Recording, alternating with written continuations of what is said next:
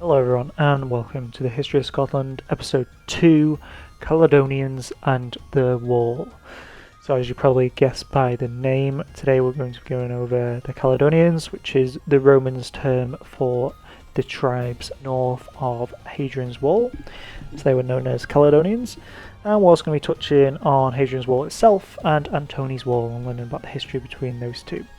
From there, in the next episode, probably going to be touching on the Picts, moving further down the line in Scottish history. So let's get stuck into this.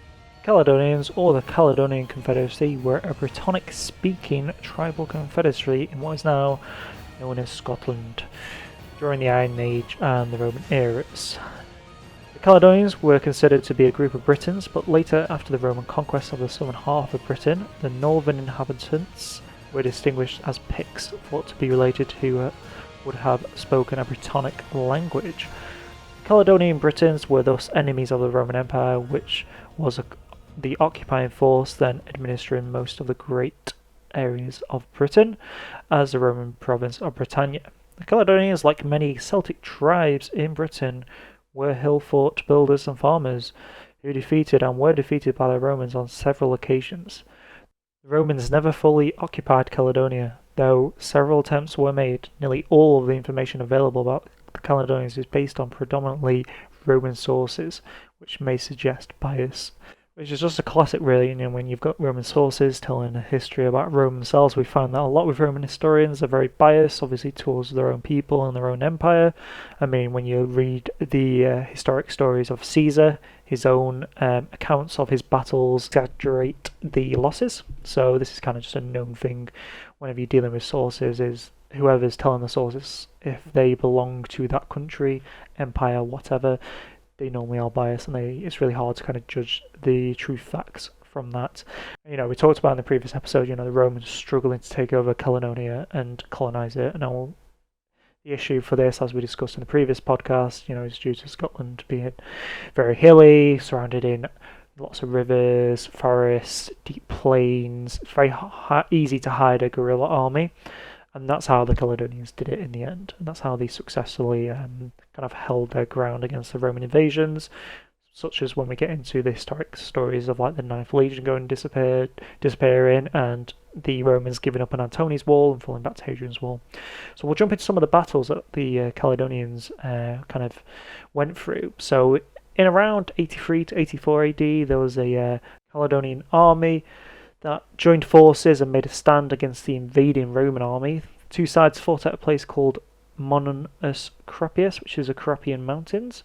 The Romans were led by a Roman general, Julius Arcolia, and the Caledonians were led by a fierce chief named Caligulus.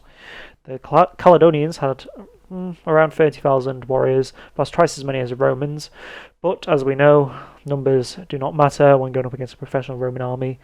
The Romans were better organised, and they defeated the Caledonians. Even though Caligulus and his army had fled, the Caledonians returned many times to raid the Roman frontier. Now, this is a common trait with Roman armies going up against tribes. Again, it's shown in Gaul and Hispania and in Asia itself.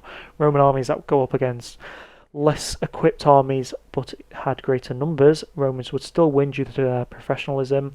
Their armies were very centralised, led by three generals in their legions, by their legates. And on the opposing side, normally these tribes were led by different chiefs who would only come together as a confederacy. So all of them wanted to gain they wanted to gain a bit of honour, they wanted to gain a bit of glory, just like chieftains back in those times would do, so they were less coordinated. Roman armies were heavily coordinated, they were heavily professional, they were drilled. And Roman armies in Britannia were easily reinforced from the many provinces in Britannia and the villas and the towns that they had there. So, if we look further afield, in around 180 AD, the Caledonians took part in an invasion of Britannia, breached Hadrian's Wall, and were not brought under control for several years, eventually signing a peace treaty with the governor. This suggests they were capable of making formal agreements in unison, despite supposedly having many different chieftains, as I previously mentioned. However, Roman historians use the word Caledonians not only to refer to the Caledonians themselves, but also to refer to other tribes, both Pictish and Brittonic, living north of Hadrian's Wall, and it's uncertain whether these later were limited to individual groups or wider unions of tribes.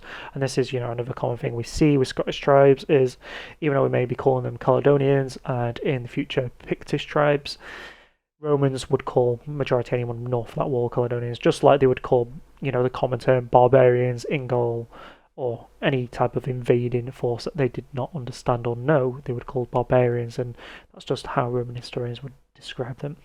In 197 AD, records state that the Caledonians aided in a further attack on the Roman frontier, and these were assisted by other Scottish tribes in the area, and probably inspired by the removal of the garrisons on Hadrian's Wall by Caledus. He says the Caledonians broke the treaties they made with the governor a few years earlier. The governor who arrived to oversee regaining control over Britannia after Albinus's defeat was Varus Lupus. He was obliged to buy peace from the tribes rather than fight them. Again, similar tactic to how the Saxons and the Angles dealt with Viking invasions. They would buy peace, and sometimes that is easier to do. You may have a professional army, you may have all these towns and cities, but guerrilla warfare is a bitch. You're going to struggle to defeat an army that knows the land, the territory, and seems to be everywhere at once. So buying peace is not a bad idea. Caledonians are then next mentioned in 209 AD, when they are said to have surrendered to the emperor Septimius Severus. So he personally led a military expedition north of Hadrian's Wall in search of a glorious military victory. Now, only few Roman emperors ever visited Britannia and began such campaigns like this, so an emperor doing this would have been able to rally a lot of Roman support and a lot of Roman legions, and that centralised army would have been able to easily defeat a guerrilla army. Again, Cassus Dio records that the Caledonians inflicted 50,000 Roman casualties due to attrition and unconventional tactics such as guerrilla warfare. So even though his army was able to push and secure peace with other tribes, there were still Caledonian tribes that was able to inflict such massive damage. But again, sources are very hard to trust in these times, as again they're very conflicting and very biased. The emperor did not seek a battle, but instead sought to destroy the fertile agricultural land of eastern Scotland, and thereby bringing about genocide of Caledonians through starvation. Now, this is a good counter tactic to the guerrilla warfare you are facing. If this army is hiding anywhere and this army is everywhere at once and you can't seem to find a home to destroying their food supply, that's going to limit their supplies, it's going to limit their reinforcements, that's going to limit their morale and the will to fight. But by 210, however, the Caledonians had reformed their alliance with the tribes that had made peace and began a fresh offensive.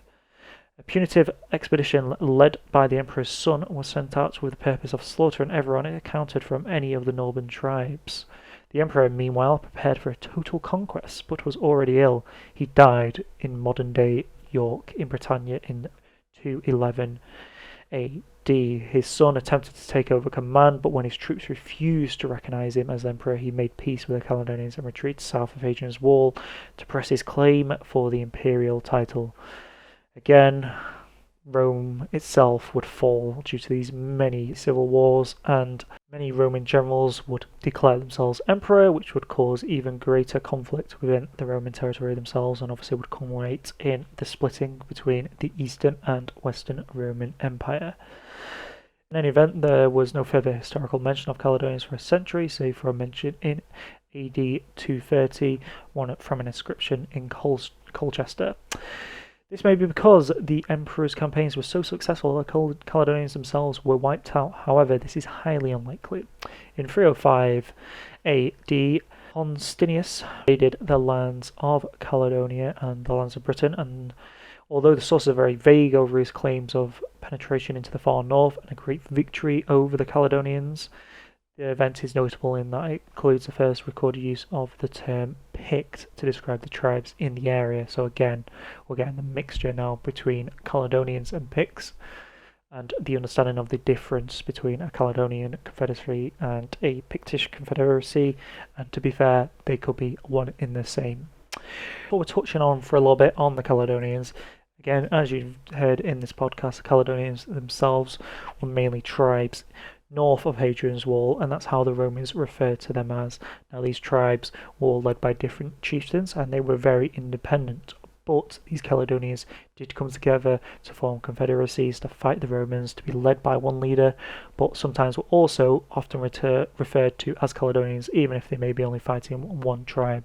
So even though a Scottish area of a country hadn't been formed, small confederacies had been between these tribes. Okay, so now we're going to touch on the wall north of Hadrian's Wall, which is Antony's Wall. Roman Emperor Antonius Pius ordered the construction of the Antony Wall around 142 AD. The governor of Roman Britain at the time initially supervised the effort, which took about 12 years to complete.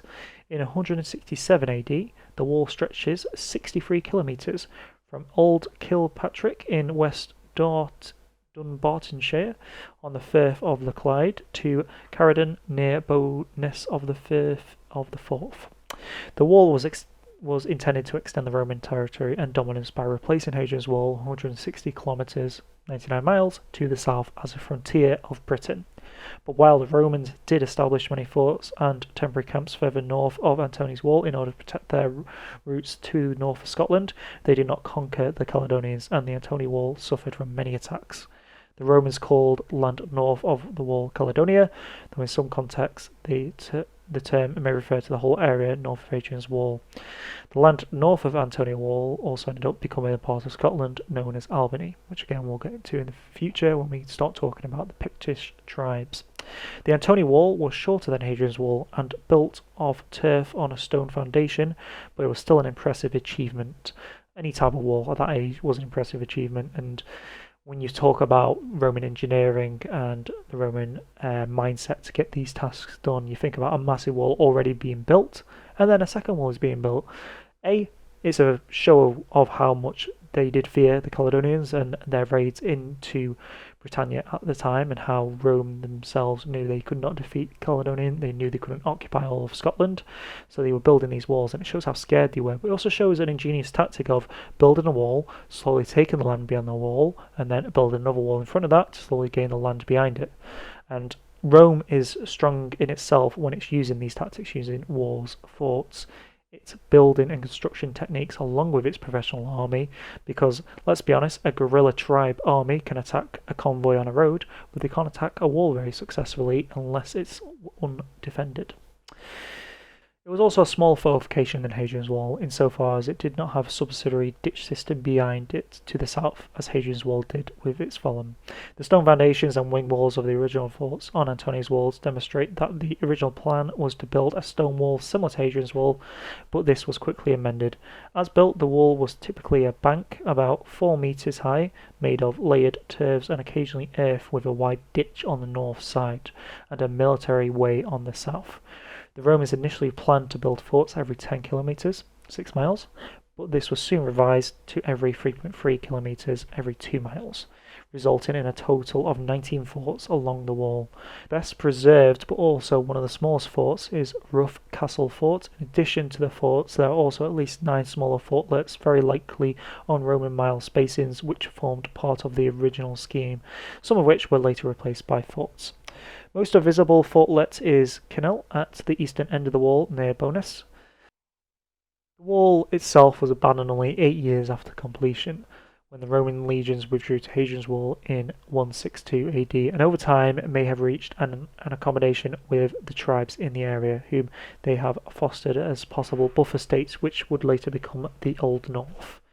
After a series of attacks in 197 AD, the emperor arrived in Scotland in 208 AD and campaigned against the tribes in between Caledonia and Hadrian's Wall, and eventually the Caledonians themselves. While he carried out a substantial work on Hadrian's Wall at the time, there is no evidence of any attention being paid to the remains of Antony's Wall during the campaigns of 208 AD to 210 AD. References in late Roman sources to the Emperor's Wall building activities led to later scholars like Bed mistaking references to Antony's Wall for ones to Hadrian's Wall. Again, with them being so close to each other, you can understand the distinction there. I believe the issue the wall had itself is it wasn't constructed like Hadrian's Wall in a good manner. It wasn't constructed with a lot of strong forts. It was under-garrisoned, remarkably under-garrisoned across its east to west areas, and due to that it was able to be raided very easily, which obviously culminated in the withdrawal back to Hadrian's Wall. If the wall would have been properly maintained, properly garrisoned, and had greater forts built on it, who knows, Hadrian's Wall may have become the lesser wall and Antonin's Wall may have become the greater wall, and maybe the Scottish borders today would have changed, because as we know, the English and Scottish borders were very heavily reliant on the old Roman borders in England.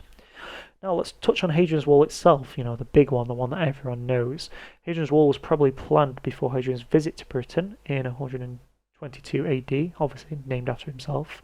According to restored sandstone fragments found in the area, which date from 118 AD to 119 AD, it was Hadrian's wish to keep the intact empire which had been imposed on him. Although Hadrian's biographer wrote Hadrian was the first to build a wall 8 miles long to separate the Romans from the barbarians, reasons for the construction of the wall vary and no recording of an exact explanation survives. Theories have been presented by many historians, as they always are, mostly of an expression of Roman power and Hadrian's policy of defence before expansion. Now again, as I was speaking about earlier, Antoni's Wall could have easily been used to take the land in between Antoni's Wall and Hadrian's Wall, and being able to easily conquer that land of those tribes if they could use the wall as a defensive area and a place to retreat to if they ever became overwhelmed. On his ascension to the throne in 117 AD, there was unrest and rebellion in the Roman Britain province and from peoples of various conquered lands across the empire, including Egypt, Libya, and Judea. These troubles may have influenced Hadrian's plan to construct the wall, as well as his construction of frontier boundaries in other areas of the empire, but to what extent is unknown.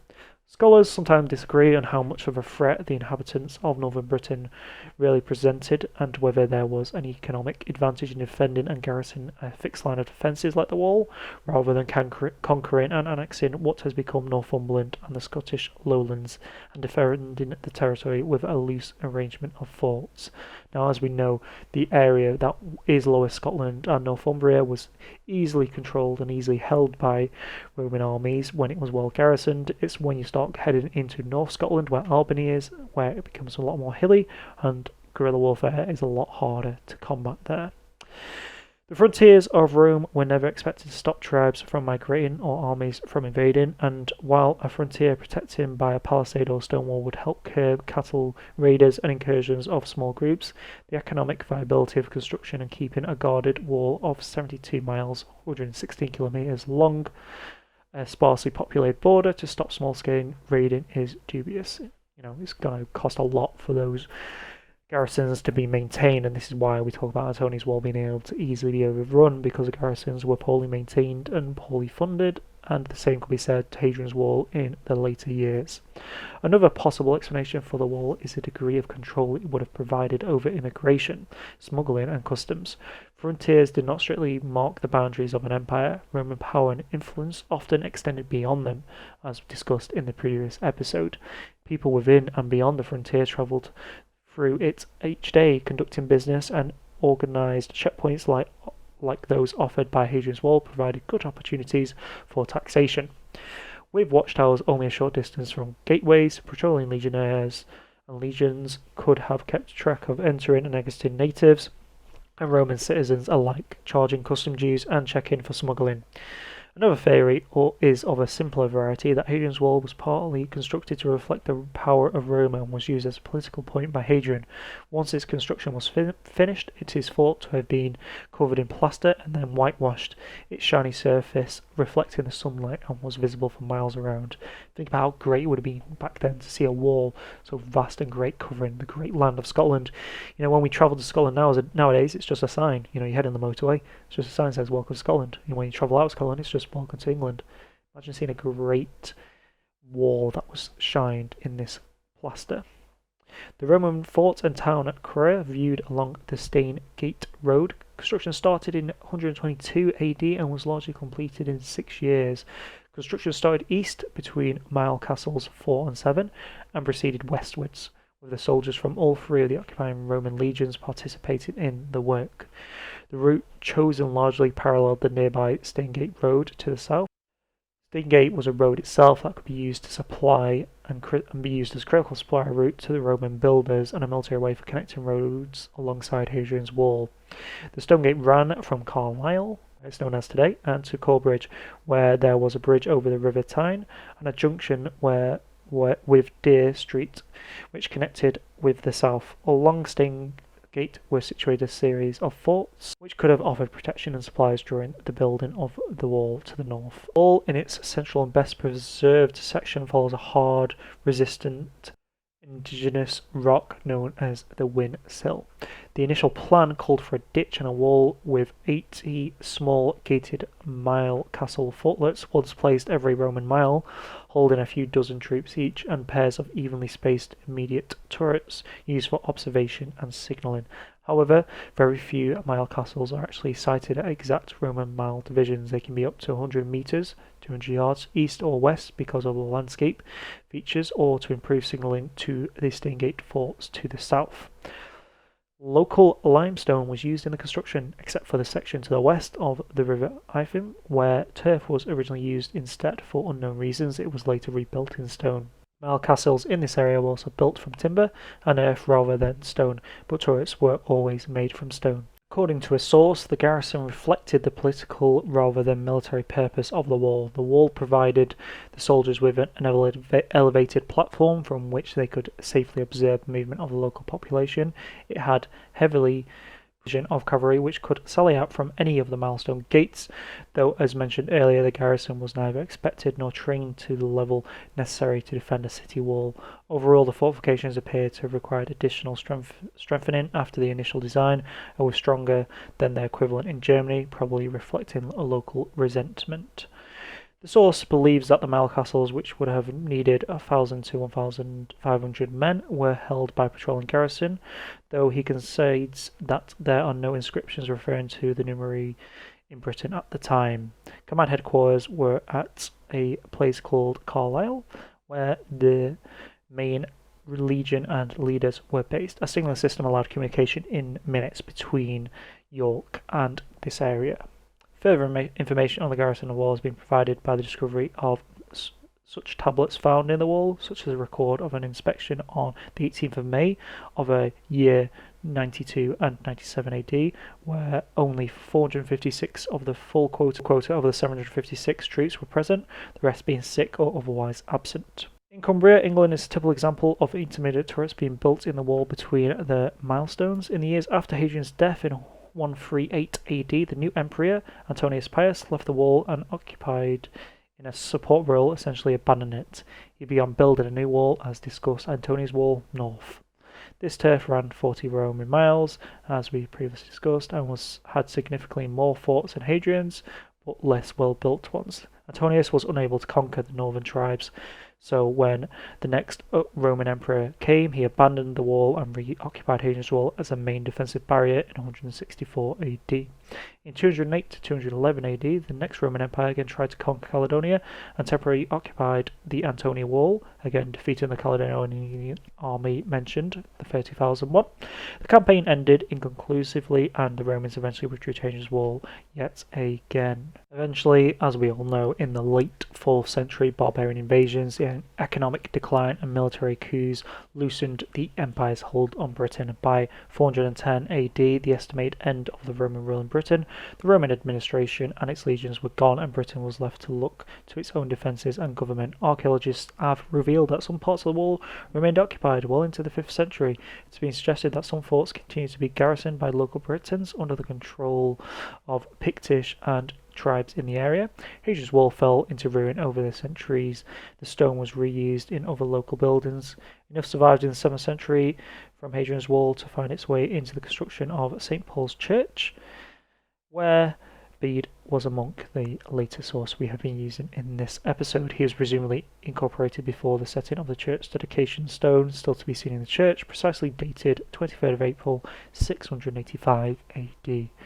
Roman decline in Britain is due to many things, but the main culprit is due to the empire splitting up, the many coups, the many different emperors, the civil wars, and obviously the invasions of the many tribes such as the Visigoths, the Goths themselves, the Huns, or the famous barbarians that took over Rome, the Franks, etc. Okay, Scotland itself would now go through its turbulent change. And in the next episode, we'll obviously be going over how the Pictish tribes came together in a confederacy and would eventually form the Kingdom of Picts, the King of Picts, to eventually the Kingdom of Albany and Kingdom of Scotland. Now, bit of a side note on our podcast. Our podcast is now available on iTunes, Spotify, PodBean, Soundcloud, and YouTube. So many different devices for you to access this podcast on. And please, on the device you're listening on, whether that's iTunes, Spotify, PodBean, SoundCloud, or YouTube, please leave a comment with any suggestions, any criticisms, any historical inaccuracies, or any improvements you would like to see on the podcast. I reply to every comment, and I would like to see anything that you guys would want to see in the future aired on the podcast for you. I would also like to thank you all for the very nice comments on the first episode. I received tons of support, and it was really nice to see, and I've taken some of the smaller criticisms into account as well, making a more organised and well-written episode and less freeform. But I think I'll always mix between a written script and a free-flowing script as well. I like to kind of write stuff down, go off those points, go off those sources, and do a bit of free flow of it and give you my opinion. And if I'm honest, my free flowing can sometimes go on for ages. I can ramble, so I'll always try and keep to the script. But again, thank you for those nice comments. They're really nice to read, and please do continue to like, support the podcast, and give us feedback whenever you can. Again, as I mentioned, the next episode will be focusing on the Pictish tribes and becoming finally the King of the Picts, eventually turning into the King of Albany. You'll find us slowing down in these future episodes once sources become a lot more detailed. It's hard to talk about Scottish history in Roman times, as there was hardly any sources, and those sources were Roman sources, the ones that we are following. But as we progress, once we get to Saxon times, Viking times, and early Middle Ages, we'll be spending a lot longer on these podcasts in certain times, hopefully not advancing so fast. So I do apologise if we have covered a lot of years in this episode. This is due to the lack of sources, but in later episodes there will be a slowdown and we will be discussing things in a lot more detail. Again, give any advice you would like on that. Other than that, all I've got to say is have a great week, stay safe. Hopefully now the restrictions are relaxing a bit in the United Kingdom, so everyone can start going out a bit more, seeing family and friends. We're aiming again to get this podcast up in a week's time, so you'll have something to listen to, and the next episode will hopefully be a big one. Okay guys, have a great week, and I will see you next time. Goodbye.